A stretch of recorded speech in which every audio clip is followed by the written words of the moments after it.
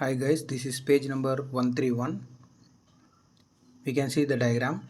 Metal sealed full bore ball valves with equal percentage of flow characteristic. The stem ball valves are provided with ball and stem cast into one piece for hysteresis free operation. Next diagram. Heavy duty metal sealed ball valve. Top entry. Turning mounted design. The question: what is the difference between a seat-up ported ball valve and turning mounted ball valve? Answer: a seat-supported valve features a construction where the ball is supported by seat rings, one around each body outlet. Tightness is normally provided by the downstream seat. In turning mounting construction, the trim is supported with bearings. The upstream spring loaded seats acts as the primary seat. Question: why is top entry design almost always preferred in welded valve installation? Answer: the valve with the top entry construction can be assembled and disassembled through the top of the valve. This permits servicing of the valve without disconnecting the valve body from the pipeline. This design feature makes the valve ideal for welded installations. Question: what is a stem ball valve? Answer: as the name implies, this valve have their ball and the stem integrally cast into one piece, thus eliminating the deadband between ball and stem. What is a deadband? Answer: it refers to the range through which an input signal to the valve can be varied without initiating a response in output. Again, what is deadband?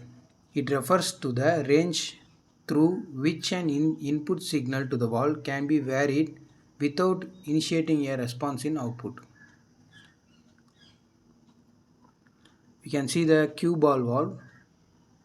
The low noise control valves are demanding applications. Parallel perforated attenuator plates in the ball flow opening or with multiple holes through the ball give velocities through the ball give rise to multi-stage throttling permitting low pressure recovery and reduce velocities, noise, cavitation and vibration. These high capacity units are self-cleaning, sport non-clogging feature and have wide rangeability. Segment valves R series Niels Jamesbury, a special category of metal-seated rotary control valves. They come fitted with a concentric V-shaped trim on the side of rotary ball segment of general purpose control with equal percentage flow characteristics. Compact, lightweight and high capacity, they are essentially maintained free control units. So next question: what is the difference between soft seating and metal to metal seating? Answer: the general methods of valve seating are soft seating and metal seating.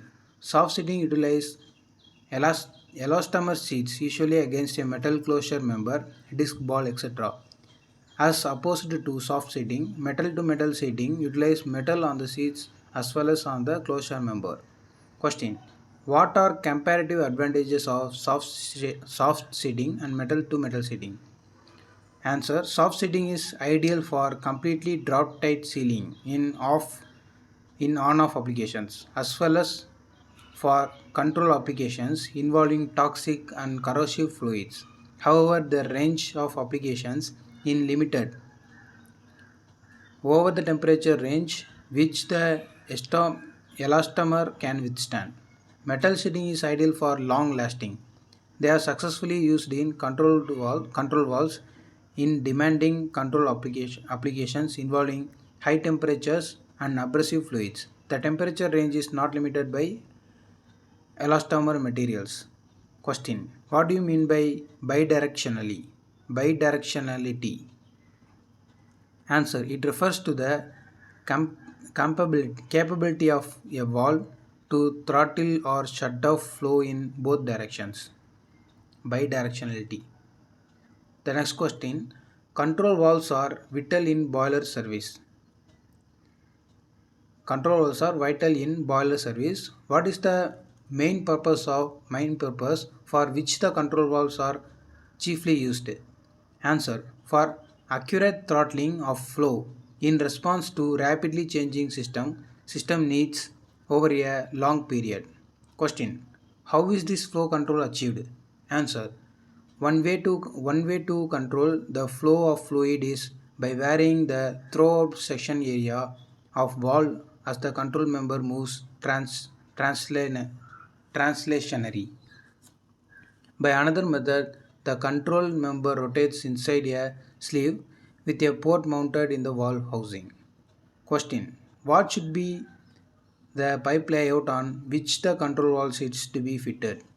Answer: all control valves and valves with throttling service are mostly installed in the horizontal portion of the pipelines. Question: how will you judge the suitable of control valve for a service? Answer: by two factors. In the ability to control valve to control flow accurately and without fluctuation at low flow. 2. The percentage of maximum flow variations with setting of the disc or plug. Question: how is the section of a control valve made? Answer: the section of a control valve is divided into two parts. First, the mechanical section, in which suitable valve style, material and pressure rating are picked to guarantee safe and reliable performing according to good engineer practices, local laws and regulation, etc. This section should be made using bulletins and technical information specific for each valve type. Secondly, the sizing of a selected valve, in which the size of the given valve type is determined, while trying to prevent unwanted phenomena like excessive noise or liquid cavitation. After the valve size has been determined, the installed performance of the valve or phase out poor control performance like hunting, excessive low or fast response, and poor accuracy is further predicted. And question: because of this its complexity and demanding function, a valve is particularly prone to corrosion. What types of corrosion attack a valve? Answer: uniform corrosion, pitting and crevice corrosion, bimetallic corrosion, selective corrosion, stress corrosion, cracking, erosion, cavitation, and impingement corrosion. Question: how does uniform corrosion attack a valve? Answer: it is a slow corrosion that spreads uniformly over a wide surface. However, valve ports in most cases remain unaffected. Its symptoms are leak and seizure. It is intolerable on sealing and sliding surfaces. Question: how does pitting corrosion attack a valve? Pitting corrosion is realized through the formation of innumerable pits, mainly due to choke, chokeride attack, chloride attack.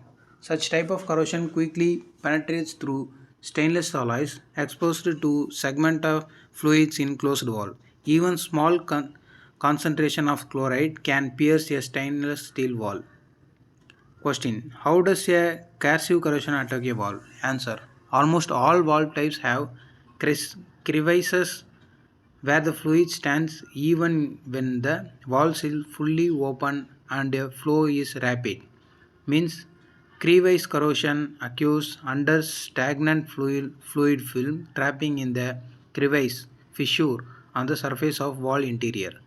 Crevice corrosion is often very rapid and auto-catalytical, means it accelerates penetration of crevice or fissure, inwardly causing more extensive damage than pitting. Question: what is bimetallic corrosion? Answer: in this type of corrosion, a noble metal escalates the rate of corrosion of a base metal. Question: how does a selective corrosion occur in a valves? Answer: valve components are made from A wide range of alloys having different constituent parts or phases.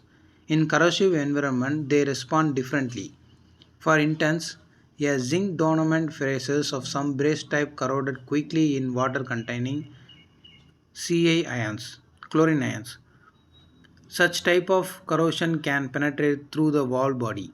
Question: how do walls get affected by stress corrosion cracking? Answer: the stress corrosion cracking occurring in certain media when the component under tensile stress is in certain temperature range can break walls components without any forewarning.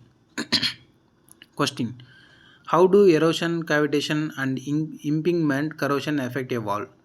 Answer: these three forms of corrosion are closely interlinked where corrosion wets mechanical wear. They occur mostly in those walls which are exposed to high flow rates or liquids containing a load of abrasive suspended solids or gas bubbles that break the oxide hydroxide film protecting the stainless alloy.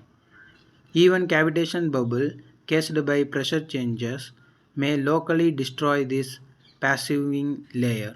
A new film is formed wearing the alloy and the film breaks again to repeat the cycle all over again. As the process continues, damage may go many millimeters deep. Question: how can corrosion of walls can be controlled? Answer: in five different ways. Modification of material, modification of component structure, plating and surface treatment, modification of the environment, cathodic or anodic protection. Question: how is the modification of MOC of wall components made? Answer: heavy alloying of steel with chromium, nickel, and molybdenum is a good example of material modification. Thank you.